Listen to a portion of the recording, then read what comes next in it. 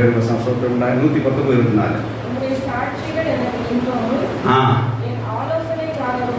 ஆமே, உங்களோட சாட்சிகள் எனக்கு இன்பமும் ஆலோசனைக்காரராக இருக்குது.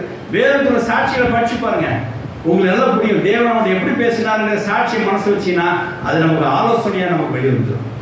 இந்த பாயிண்ட் எனக்கு புதுசாக தென்படுது. நிறைய சாட்சியை நம்ம கேட்கறோம்னா ஆலோசனை பெறது தான்.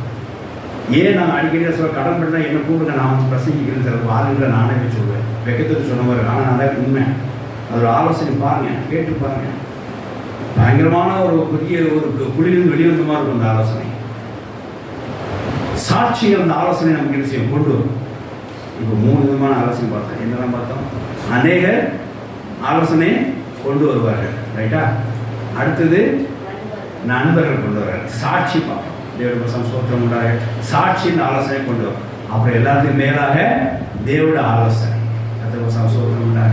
இந்த அநேக சாட்சி அநேக ஆலோசனை நலமானு சொன்னால் யாரை சொல்ல ஊழியருக்கு உட்பட்டிருக்காங்க. ஊழியரை கேளுங்க, 1-2 ஊழியரை கேளுங்க. நான் எப்பவுமே சில காரியங்கள் எனக்கு டவுட் வந்துச்சோம்னா மோனிட்ட கேட்குறேன், உங்கள்கிட்ட கேட்பேன். ஒரு ஆலோசனை கையில் வச்சுப்பேன். ஒருத்தர் மாதிரி சொல்லுவாங்க. சில நேரத்தில் ஒரே ஆலோசனை 3 ரொம்ப சொல்லுவாங்க. உடனே ஓகேன்றேன். ஹல்லேலூயா. இதில் வேறு என்ன வேணும்? கற்றுக்